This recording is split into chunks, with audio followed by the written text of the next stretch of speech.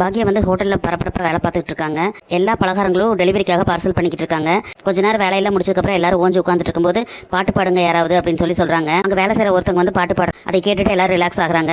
அப்போ வேலையெல்லாம் முடிச்சதுக்கு அப்புறமா டெலிவரி பண்ணுறதுக்காக எல்லா பார்சலையும் எல்லாம் பேக் பண்ணி வண்டியில் அனுப்பிடுறாங்க. வண்டி ஏற்றி பார்சல் எல்லாத்தையும் டெலிவரிக்கு அமைச்சிட்டு உள்ள ரூம்குள்ளே வராங்க. கதவை திறந்துட்டு ரெஸ்டாரண்ட்டுக்குள்ள பாக்யா வராங்க. பின்னாலே வேலை செய்கிறவங்க எல்லாருமே உள்ள வராங்க. அந்த நேரம் பார்த்து ஆனந்தோட ஃபோன் அடிக்குது. ஆனந்த் வந்து ஃபோன் எடுத்து பார்த்தோன்னா அப்படியே திருன்னு முடிச்சிட்டு இருக்காரு. அதை வந்து பாக்யா வந்து பாத்துறாங்க. யாரு அப்படின்னு சொல்லி கேட்கறாங்க. அப்படி தயங்கி நின்றுட்டு இருக்காரு. காமிங்க அப்படின்னு சொல்லி கேட்கும்போது கோபி தான் கால் பண்றாரு அப்படின்னு சொல்லி போனை திருப்பி காமிக்கிறாரு. ஆனந்த் போனை கொடுங்கன்னு சொல்லி வாங்கிடுறாங்க. பாக்யா வாங்கிட்டு ஸ்பீக்கர்ல போடுறாங்க. இப்ப பேசுங்க அப்படிங்கிற மாதிரி ஜாட காமிக்கிறாங்க. அப்ப வந்து கோபி வந்து என்ன ஆனந்த் ஒரு சத்தமும் இல்ல, என்ன பண்ணிக்கிட்டு இருக்கீங்க? பிரியாணியில கெட்டு போன கறியை கலந்து விட்ட மாதிரி இப்ப அங்க ரெடி ஆயிட்டு இருக்கிற இனிப்பு பலகாரத்துல எதையாவது பண்ணி பாக்யாவோட ஹோட்டலை நிரந்தரமா மூடுறதுக்கு ஏதாவது பிளான் பண்ணிருங்க அப்படின்னு சொல்லி சொல்றாரு. இதை கேட்டு அங்க இருக்கவங்க எல்லாருமே அதிர்ச்சி ஆயிடுறாங்க. ஈஸ்வரிக்கு அப்படியே ரொம்ப ஷாக் ஆயிருது. அப்ப செல்வி இருந்துட்டு என்ன பாக்யாக்கா எல்லா வேலையும் அந்த கோபி சாரோட வேலை தானா அப்படின்னு சொல்லி கேட்கறாங்க. பேசாம இரு அப்படின்னு சொல்லி சொல்றாங்க. அங்க இருக்கவங்க எல்லாருமே அமைதியா இருங்க அப்படின்னு சொல்லி ஜாடையில சொல்றாங்க பாக்யா. சரி நீங்க அப்படியே கண்டினியூ பண்ணுங்க அப்படின்னு சொல்லி ஆனந்த் கிட்ட சொல்லி ஜாட காமிக்கிறாங்க. எல்லாம் ஓகே தானே, ஏன் எதுவுமே பேசாம இருக்கீங்க? சுத்தி யாராவது இருக்காங்களா அப்படின்னு சொல்லிட்டு கோபி கேட்கறாரு. ஆமாங்கிற மாதிரி அப்படியே மெதுவா பேசுறாரு. சரி ஏதாவது ஒன்று பண்ணிருங்க, நான் சொன்ன மாதிரி இன்னைக்கு வேலையை முடிச்சிடணும். அங்க போற எல்லா பலகாரத்திலையுமே வந்து எல்லாமே பிரச்சனையாகணும். போன தடவை நடந்ததை விட மோசமான விளைவுகள் எல்லாமே வரணும். அதை வச்சு ஒட்டு மொத்தமா அவளோட ஹோட்டலவே காலி பண்ணிடணும் அப்படிங்கிற மாதிரி சொல்றாரு. இதையெல்லாம் கேட்க ஈஸ்வரிக்கு வந்து அப்படியே தலை சுத்துற மாதிரி ஆகி அப்படியே பயங்கரமா கோபமும் வருது.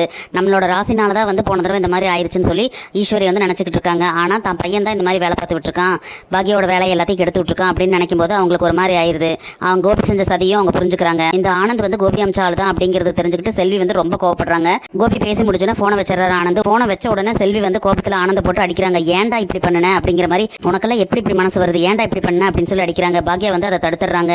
இவர் தான் கெட்டு போன கறியை போட்டாரு அப்படிங்கிறது எனக்கு ஏற்கனவே தெரியும் அப்படின்னு பாக்யா சொல்றாங்க. பாக்யா அப்படி சொன்னா செல்விக்கு ரொம்ப அதிர்ச்சி. அது என்னக்கா சொல்ற, உனக்கு முன்னாலேயே தெரியுமா அப்படின்னு சொல்லி கேட்கறாங்க. ஆமா செல்வி எனக்கு முதலே தெரியும் அப்படின்னு சொல்றாங்க. நம்ம ஹோட்டலில் பிரச்சனை வந்து நம்ம ஹோட்டலை இழுத்து முடிஞ்சதுக்கு அப்புறமா திரும்ப வேலையை ஸ்டார்ட் பண்ணுறதுக்காக பேசுறதுக்காக ஒரு நாள் இவரோட வீட்டுக்கு நான் போயிருந்தேன் அப்படின்னு சொல்லி அவங்க அந்த விஷயத்த சொல்ல ஆரம்பிக்கிறாங்க. அப்போ வந்து அவங்க வீட்டில் காட்டுறாங்க.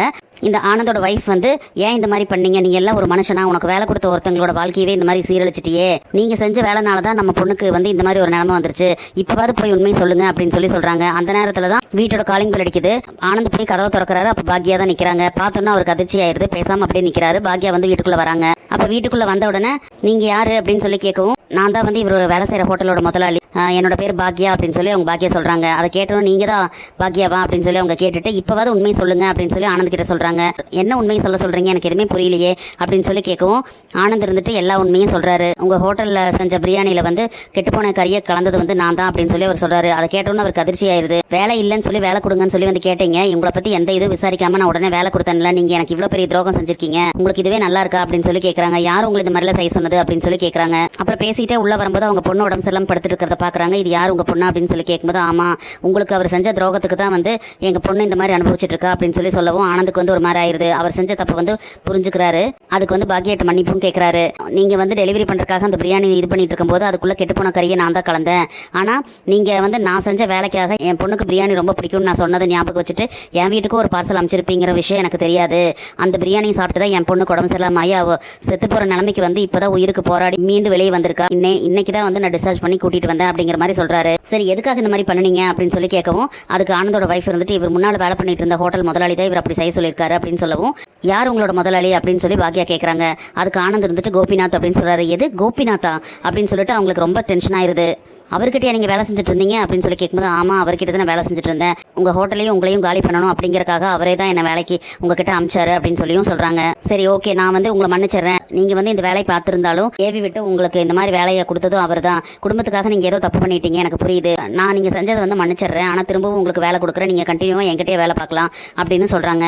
ஆனந்த் வந்து பேசாம நிக்கிறாரு. ஏன் என்கிட்ட வேலை பார்க்க மாட்டீங்களா அப்படின்னு சொல்லி கேட்கறாங்க பாக்கி. சரிங்க வேலை செய்யறேன் அப்படின்னு சொல்லி சொல்றாங்க ஆனந்த். அதை கேட்ட உடனே நீங்க என்கிட்ட வேலை செய்யணும், ஆனா நீங்க கோபிக்கு உண்மையா இருக்கிற மாதிரியே தான் நடிக்கணும், அவர் சொல்றதே செய்யற மாதிரி எப்ப போல நடிச்சுக்கிட்டு இருங்க அப்படின்னு சொல்லி சொல்றாங்க பாக்யா. ஆனா எனக்கு உண்மையா விசுவாசமா இருந்து என்கிட்ட வேலை செய்யுங்க அப்படின்னு சொல்றாங்க. அப்ப இருந்து இப்ப வரைக்கும் கோபி கிட்ட எதுவுமே நடக்காத மாதிரி காமிச்சுக்கிட்டு நம்ம ஆர்டரை வந்து பிளான் பண்ணி கெடுத்து விடுற மாதிரி இவர் நடிச்சுக்கிட்டு இருக்காரு. அவர்கிட்ட அவர் பேசுறதெல்லாம் கேட்டுக்கிட்டு எல்லா விஷயத்தையும் சரி சரின்னு கேட்டுக்கிட்டு கடைசி நிமிஷத்துல அந்த கோபி வந்து ஏமாந்து போகணும் அப்படிங்கிறதுக்காக தான் ஆனந்த வச்சு நான் காய் நகர்த்தினை தன்னால அப்படின்னு சொல்லி பாக்யா சொல்றாங்க. அதை கேட்டவுடனே எல்லா பிரச்சனைக்கும் அந்த கோபி தான் காரணம் அப்படிங்கிற விஷயம் எல்லாருமே தெரிஞ்சுக்கிறாங்க. ஆதாரமும் கையில கிடைச்சிருச்சு, எதுக்காக நீ சும்மா இருந்த, நீ கோபி சாரை வந்து ஒரு வழி பண்ணியிருக்க வேண்டாமா அப்படின்னு சொல்லி கேட்குறாங்க. அப்போ ஆனந்த் வந்து அப்படியே கூணி குறுகி நிற்கிறாரு. இதையெல்லாம் பார்த்துட்டு இருக்கிற ஈஸ்வரி வந்துட்டு அவனை சும்மா விடக்கூடாது, அவன் என் வயிற்றுல தான் பிறந்தான் அப்படிங்கிறத நினச்சி எனக்கு கேவலமாக இருக்குது அப்படின்னு சொல்லி சொல்கிறாங்க. நம்ம தான் இப்போ எல்லா ஆர்டரையுமே ரெடி பண்ணி எல்லாத்தையும் அனுப்பிச்சி வச்சுட்டோம்ல, இன்னைக்கு நான் வந்து அது ஒரு வழி பண்ணுறேன் அப்படின்னு சொல்லிட்டு பாக்யா வந்து ஆவேசமாக வெளியே போகிறாங்க. அவங்க அப்படி போகிறதே நின்று பார்த்துக்கிட்டு இருக்காங்க செல்வி, ஆனந்த், ஈஸ்வரி எல்லாருமே. இனி என்னெல்லாம் நடக்க போகுதுன்னு சொல்லி நம்ம அப்படி வந்து பார்க்கலாம் ஃப்ரெண்ட்ஸ். நம்ம வீடியோ பிடிச்சிருந்தா லைக் பண்ணி சப்ஸ்கிரைப் பண்ணுங்கள். தேங்க்யூ.